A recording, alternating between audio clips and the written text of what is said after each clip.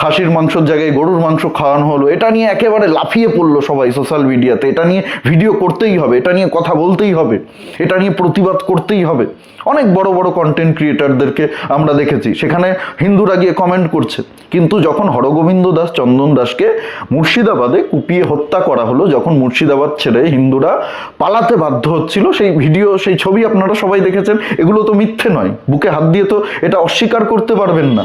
মাটির ওপরে দাঁড়িয়ে এটা অস্বীকার করতে পারবেন না যে মুর্শিদাবাদে কি হয়েছিল, কিছুই হয়নি। এটা অস্বীকার করার কোনো জায়গা নেই। আপনারা সব দেখেছেন, সব জানেন, কিন্তু আপনারা প্রতিবাদ করেননি, আপনারা কথা বলেননি। আজকে আপনারা আমাদেরকে মানবতা দেখাচ্ছেন। মালদার মোথাবাড়িতে হিন্দুদের উপরে আক্রমণ হলে তারা চুপ করে থাকে, শ্যামপুরে দুর্গা প্রতিমা ভাঙচুর হলে তারা চুপ করে থাকে, গার্ডেন রিচে হুমকি দিলে যে দুর্গা পুজোয় বক্স বাজানো যাবে না, সাউন্ড সিস্টেম বাজানো যাবে না, তারা চুপ করে থাকে। সেই ভিডিও তারা দেখে, এমন না যে তারা দেখতে পায় না, তারা সব দেখে, কিন্তু দেখে চুপ করে থাকে। নমস্কার, আমি দিবাকর, আপনারা দেখছেন জাগরণ বাংলা। আজকে যে বিষয়টা নিয়ে কথা বলবো, আলোচনা করব, সেটা হচ্ছে দুদিন আগে ফেসবুকে একজন কন্টেন্ট ক্রিয়েটারকে দেখলাম। আমি ছেলেটার সঠিক নাম জানি না, ওর ফেসবুক পেজের নাম ছিল বিষাক্ত ছেলে, তাই আমি বিষাক্ত ছেলে বলেই ওকে ডাকছি, যেহেতু আমি ওর সঠিক নামটা জানি না। বিষাক্ত ছেলে একটা ভিডিওতে হিন্দুত্ববাদীদের খুব নোংরা ভাষায়, কুরুচিকর ভাষায় বাবা মা তুলে গালাগালি করেছে। হিন্দুত্ববাদীরা উগ্র হয়, সাম্প্রদায়িক হয়, ধর্ম নিয়ে রাজনীতি করে, শুধুমাত্র মুসলমানদের পেছনে কাঠি করে বেড়ায়। শুধু তাই নয়, বাংলাদেশ থেকে যারা অত্যাচারিত হয়ে শরণার্থী হয়ে ভারতে আশ্রয় নিয়েছিল, মুসলমানদের তাড়া খেয়ে যারা এক কাপড়ে বাংলাদেশ ছাড়তে বাধ্য হয়েছিল, তাদেরকেও অত্যন্ত নোংরা ভাষায় গালাগালি করেছে। তাদের বাবা মা তুলে বলেছে তাদের নাকি দুটো বাবা। তো যাই হোক, সেই সব বিষয় নিয়ে আমি কথা বলবো না মোটেও। আমি আজকের এই ভিডিওটা ওকে গালাগালি করার উদ্দেশ্যে তৈরি করছি না, বা ও যে ভাষাতে আক্রমণ করেছে হিন্দুত্ববাদীদের, আমি সেই ভাষাতে ওকে আক্রমণ করতে চাই না, সেরকম কোনো মানসিকতা আমার নেই। আমার শুধু ওর কাছে কিছু প্রশ্ন আছে, আশা করি এই ভিডিওটা ওর কাছে পৌঁছাবে এবং এই প্রশ্নের উত্তরগুলো ও দেবে। আমি দেখলাম ও নিজেকে মানবতাবাদী বলে দাবি করে, ওর কাছে সবার আগে নাকি মানব ধর্ম, ও নাকি হিন্দু মুসলমান দেখে না, যদি অন্যায় হয় তাহলেই ও প্রতিবাদ করে। অন্যায় হিন্দু করুক বা মুসলমান করুক, যেই করুক না কেন, সব কিছুর ও প্রতিবাদ করে, ও খুব বড় প্রতিবাদী। তাই কিছু প্রশ্ন আমি ওর কাছে করতে চাই। দুদিন আগে আপনারা জানেন স্বরাষ্ট্র মন্ত্রক একটা নির্দেশিকা জারি করেছে যে বন্দে মাতরম গানটা বাজলে উঠে দাঁড়াতে হবে, বন্দে মাতরম গানটাকে সম্মান জানাতে হবে। কিন্তু স্বরাষ্ট্র মন্ত্রকের এই নির্দেশ জারি করার পরেই মুসলিম ল বোর্ড পরিষ্কার জানিয়ে দিয়েছে যে তারা বন্দে মাতরম গাইবে না, তারা বন্দে মাতরম গানটা বাজলে উঠে দাঁড়াবে না। পুরো খবরটা আমি আপনাদেরকে পড়ে শোনাচ্ছি, পুরো আর্টিকেলটা আমি আপনাদেরকে পড়ে শোনাচ্ছি। বন্দে মাতরম বাজলেও এবার উঠে দাঁড়িয়ে গানের প্রতি সম্মান জানাতে হবে। বুধবার এই মর্মে একটি নয়া নির্দেশিকা জারি করেছে অমিত শাহের নেতৃত্বাধীন স্বরাষ্ট্র মন্ত্রক। কিন্তু কেন্দ্রের এই নির্দেশিকার বিরোধিতা করলো অল ইন্ডিয়া মুসলিম পার্সোনাল ল বোর্ড।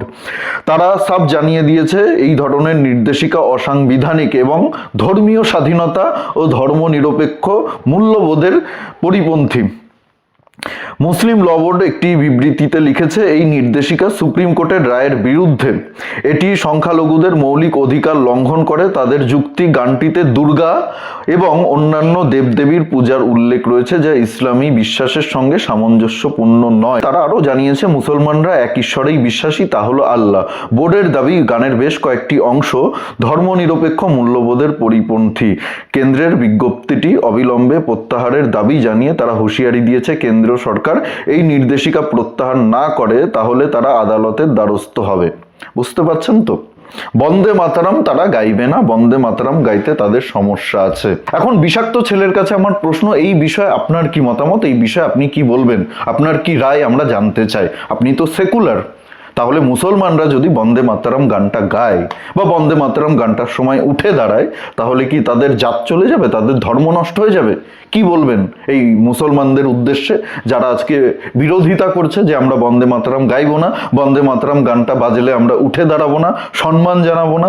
পরিষ্কার বলছে, তারা প্রকাশ্যে বলছে। তাদের উদ্দেশ্যে আপনি কি বলবেন? আপনি তো সেকুলার, আপনি তো মানবতাবাদী, আপনি তো আমাদের থেকেও বড় ভারতীয়, আপনি প্রকৃত ভারতীয়। ওই ভিডিওতে আপনি বলেছিলেন আপনি প্রকৃত ভারতীয়। তো একজন প্রকৃত ভারতীয় এই বিষয়ে কি বলবে সেটা আমরা জানতে চাই। আমরা তো প্রকৃত ভারতীয় না, আমরা মঙ্গল গ্রহ থেকে এসেছি। বাংলাদেশ একসময় ভারতের অংশ ছিলই না। যারা বাংলাদেশ থেকে এসছেন তারা অনেক বড় অপরাধ করে ফেলেছেন। বাংলাদেশ একেবারে শুরু থেকেই পৃথিবীর সৃষ্টি হয়েছিল সেই সময় থেকেই বাংলাদেশ একটা স্বাধীন রাষ্ট্র, ভারতের অংশ কোনোদিনই ছিল না। বা যারা বাংলাদেশে থাকতেন, হিন্দুরা যারা পালিয়ে এসছেন, তারাই বাংলাদেশটাকে ভাগ করেছেন ধর্মের নামে। আপনার কথা শুনে তো তাই মনে হয়েছিল। তো এই বিষয়ে আপনি কি বলবেন? এই যে মুসলমানরা বলছে বন্দে মাতরম গাইলে তাদের ধর্ম নষ্ট হয়ে যাবে, যেহেতু বন্দে মাতরমে মা দুর্গার কথা বলা হয়েছে, তাই তারা বন্দে মাতরম গাইবে না। এই বিষয়ে আপনার কি মতামত? এই ধর্মনিরপেক্ষতার বিষয়টা কেন সবসময় একতরফা হবে? আপনারা লক্ষ্য করে দেখবেন, কোনো হিন্দু ব্যক্তি যখন একজন মুসলিম ব্যক্তির সঙ্গে দেখা করে, সাক্ষাৎ করে সামনাসামনি, তখন সেই মুসলিম ব্যক্তিকে উদ্দেশ্য করে বলে আসসালামু আলাইকুম ভাইজান। একজন হিন্দু ব্যক্তি মুসলিম ব্যক্তিকে বলে, কিন্তু যখন মুসলিম ব্যক্তি জবাব দেয় তখন কিন্তু সে রাম রাম বলে না, নমস্কার বলে না। এখন আপনি কিন্তু তাকে সম্মান জানানোর জন্য তার ধর্মে হিসাবে তারা যেটা বলে আসসালামু আলাইকুম, আপনি সেটা বলছেন।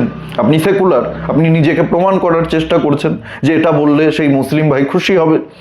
কিন্তু কখনো দেখেছেন একজন মুসলিম ভাই আপনাকে খুশি করার জন্য বা কোনো হিন্দু ভাইকে খুশি করার জন্য তার সঙ্গে দেখা করতে গিয়ে, তার সঙ্গে সাক্ষাৎ করতে গিয়ে তাকে নমস্কার জানিয়েছে, তাকে প্রণাম জানিয়েছে, তাকে রাম রাম জানিয়েছে, তাকে জয় শ্রীকৃষ্ণ বা রাধে রাধে বলেছে? দেখাতে পারবেন? কিন্তু আপনারা গিয়ে ওই সেকুলারিজম দেখানোর জন্য আসসালামু আলাইকুম বলে, ভাইজান বলে জড়িয়ে ধরেন। সত্যি বলতে আমার মাথায় এই ভণ্ড ধর্ম নিরপেক্ষতা বিষয়টা ঢোকে না। আমি ইসলাম ধর্মকে সম্মান করি, যতটা একজন মুসলিম আমার ধর্মকে সম্মান করে, হিন্দু ধর্মকে সম্মান করে, আমিও ততটাই ইসলাম ধর্মকে সম্মান করি। একজন মুসলিম যতটা আমাকে ভাই মনে করে, আমিও একজন মুসলিমকে ততটাই ভাই মনে করি। আমার কোনো ঘৃণা নেই, কোনো মুসলিমের প্রতি আমার কোনো ঘৃণা নেই। কিন্তু যখন দেখি মুর্শিদাবাদে শুধুমাত্র হিন্দু হওয়ার কারণে হরগোবিন্দ দাস, চন্দন দাসকে হত্যা করা হলো বাড়ির ভেতরে ঢুকে কুপিয়ে কুপিয়ে। মুর্শিদাবাদের শামশেরগঞ্জের হরগোবিন্দ দাস, চন্দন দাসের কি অপরাধ ছিল? হরগোবিন্দ দাস, চন্দন দাস তো ওয়াকাফ আইনটা তৈরি করেনি, তাদের তো কোনো এখানে দোষ ছিল না। তাদের একটাই দোষ ছিল, তারা হিন্দু। যখন এই হরগোবিন্দ দাস, চন্দন দাসকে হত্যা করা হলো, তখন এই বিষাক্ত ছেলের মতো সেকুলার মানবতাবাদীরা কোথায় ছিল? তখন তো কোনো প্রতিবাদ করতে দেখিনি এই কন্টেন্ট ক্রিয়েটারদেরকে। শুধু আমি এই বিষাক্ত ছেলের কথা বলছি না, এরকম আরও কন্টেন্ট ক্রিয়েটার রয়েছে দেখবেন, যারা ওই অলিপাবে যখন বিতর্ক হলো, খাসির মাংসর জায়গায় গরুর মাংস খাওয়ানো হলো, এটা নিয়ে একেবারে লাফিয়ে পড়লো সবাই সোশ্যাল মিডিয়াতে। এটা নিয়ে ভিডিও করতেই হবে, এটা নিয়ে কথা বলতেই হবে, এটা নিয়ে প্রতিবাদ করতেই হবে। অনেক বড় বড় কন্টেন্ট ক্রিয়েটারদেরকে আমরা দেখেছি, সেখানে হিন্দুরা গিয়ে কমেন্ট করছে। কিন্তু যখন হরগোবিন্দ দাস, চন্দন দাসকে মুর্শিদাবাদে কুপিয়ে হত্যা করা হলো, যখন মুর্শিদাবাদ ছেড়ে হিন্দুরা পালাতে বাধ্য হচ্ছিল, সেই ভিডিও, সেই ছবি আপনারা সবাই দেখেছেন। এগুলো তো মিথ্যে নয়, বুকে হাত দিয়ে তো এটা অস্বীকার করতে পারবেন না। মাটির ওপরে দাঁড়িয়ে এটা অস্বীকার করতে পারবেন না যে মুর্শিদাবাদে কি হয়েছিল, কিছুই হয়নি। এটা অস্বীকার করার কোনো জায়গা নেই। আপনারা সব দেখেছেন, সব জানেন, কিন্তু আপনারা প্রতিবাদ করেননি, আপনারা কথা বলেননি। আজকে আপনারা আমাদেরকে মানবতা দেখাচ্ছেন। আমরা প্রতিবাদ করি, আমরা কথা বলি এই অন্যায়গুলোর বিরুদ্ধে, তাই আমরা সাম্প্রদায়িক, আমরা উগ্র। আমাদের মুসলমানদের সঙ্গে কোনো শত্রুতা নেই, কোনো শত্রুতা নেই। যদি মুসলমানরা আমাদেরকে শত্রু না মনে করে, তাহলে আমাদের কিসের শত্রুতা? আমরাও অনেক বিষয় নিয়ে প্রতিবাদ করি, বিক্ষোভ দেখাই, রাস্তায় নামি আন্দোলন করি।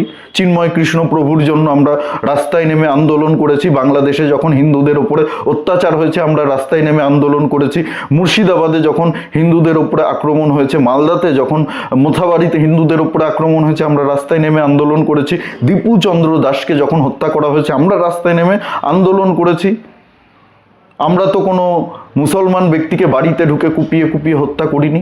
আমরা যদি সত্যি উগ্র হতাম, আমরা যদি সত্যি সাম্প্রদায়িক হতাম, তাহলে তো আমরা ওদের মতো করে হিংসা ছড়াতে পারতাম, ওদের মতো করে অন্য ধর্মের মানুষকে মারতে পারতাম। আমরা তো সেটা করি না, কখনোই করি না। এরকম উদাহরণ আপনি খুঁজে পাবেন না। হ্যাঁ, গন্ডগোল হয়েছে, ওরা মারতে এসছে, ওরা আমাদেরকে মারছে, সেই জায়গায় আমরা পাল্টা জবাব দিয়েছি, এই ইতিহাস আছে। আমরা কিন্তু প্রথমে মারতে যাইনি, এই ইতিহাস আপনি দেখাতে পারবেন না। আমাদের উপরে যদি হামলা হয়, আমরা তার জবাব দিয়েছি, তাদের মতো করেই জবাব দিয়েছি। আমরা তো হাতে চুরি পরে বসে নেই। আমাদের ওপরে যদি আক্রমণ হয়, আমাদের মা বোনের ওপরে যদি আক্রমণ হয়, আমাদের ধর্মের ওপরে যদি আক্রমণ হয়, তাহলে আমরা সেই ভাষাতেই, যেভাবে আক্রমণ হবে সেইভাবেই আমরা জবাব দেব। কিন্তু আগ বাড়িয়ে আমরা কাউকে আক্রমণ করতে যাইনি, কোনোদিন যাইনি, এই ইতিহাস আমাদের নেই। তারপরেও আমরা উগ্র, আমরা সাম্প্রদায়িক, আমাদেরকে সাম্প্রদায়িক তকমা দিয়ে দেওয়া হচ্ছে। আর যারা নিজেদেরকে সেকুলার বলে দাবি করে, ধর্মনিরপেক্ষ বলে দাবি করে, মানবতাবাদী বলে দাবি করে, যারা বলে মানব ধর্ম সবার উপরে, তারা দেখবেন হরগোবিন্দ দাস, চন্দন দাস হত্যা হলে চুপ করে থাকে, তাদের মুখ থেকে একটা কথা বেরোয় না। মালদার মোথাবাড়িতে হিন্দুদের উপরে আক্রমণ হলে তারা চুপ করে থাকে, শ্যামপুরে দুর্গা প্রতিমা ভাঙচুর হলে তারা চুপ করে থাকে, গার্ডেন রিচে হুমকি দিলে যে দুর্গা পুজোয় বক্স বাজানো যাবে না, সাউন্ড সিস্টেম বাজানো যাবে না, তারা চুপ করে থাকে। সেই ভিডিও তারা দেখে, এমন না যে তারা দেখতে পায় না, তারা সব দেখে, কিন্তু দেখে চুপ করে থাকে। যখন মুর্শিদাবাদের ঘটনা ঘটলো তারা চুপ করেছিল। বাংলাদেশের দীপুচন্দ্র দাসের উপরে যখন ওই বর্বরতা হলো, দীপুচন্দ্র দাসকে পুড়িয়ে মারা হলো নৃশংসভাবে, মিথ্যে ধর্ম অবমাননার অভিযোগ তুলে, তখন এরা চুপ করেছিল। এদের মুখ থেকে একটা কথা আপনি শুনতে পাননি, এরা চুপ করেছিল। তাই এই ভণ্ড ধর্ম নিরপেক্ষতা আমাদের সামনে দেখাবেন না। আমিও পারতাম আপনাকে বাবা মা তুলে গালাগালি করতে, নোংরা ভাষায় গালাগালি করতে, আপনি যে ভাষায় আক্রমণ করেছেন হিন্দুত্ববাদীদের, সেই ভাষায় আপনাকে জবাব দিতে, বা আপনার বাড়িতে গিয়ে উগ্রতা কাকে বলে সেটা বুঝিয়ে দিতে, রাস্তাঘাটে আপনাকে ধরে হাঁপাই চাপাই বসিয়ে উগ্রতা বুঝিয়ে দিতে। কিন্তু আমরা উগ্র না। আমরা উগ্র হই কখন হই? যখন উগ্রতা দেখানোর সময় আসে। যখন উগ্রতা না দেখালে আমরা বাঁচতে পারবো না। ওই হরগোবিন্দ দাস, চন্দন দাস যদি উগ্রতা দেখাতো তাহলে আজকে বেঁচে থাকতো। এটাই বাস্তবতা। আমরা বাস্তবতাবাদী, আমরা হিন্দুত্ববাদী। তাই দয়া করে আমাদেরকে মুখ খুলতে বাধ্য করবেন না। আমরা যদি মুখ খুলি আপনাদের কাপড় চোপড় অনেক কিছুই খুলে যাবে, এটা মাথায় রাখবেন। যাই হোক, এই বিষয়ে আপনাদের কি মতামত অবশ্যই কমেন্টে জানাতে ভুলবেন না। আর ভিডিওটা যদি ভালো লাগে অবশ্যই প্রচুর পরিমাণে শেয়ার করুন। শেয়ার করে ওই বিষাক্ত ছেলেদের মতো যারা সেকু মাকু আছেন তাদের কাছে পাঠিয়ে দিন, যাতে জবাবটা আমি পাই। এই যে প্রশ্নগুলো করলাম সেই প্রশ্নের জবাবটা আমি পাই। আর এই বিষয়ে আপনাদের যদি কোনো মতামত থাকে অবশ্যই কমেন্টে জানাতে ভুলবেন না। সবাই খুব ভালো থাকুন, সুস্থ থাকুন, আশেপাশে সবার খেয়াল রাখুন। জয় হিন্দ, বন্দে মাতরম, ভারত মাতা কি জয়।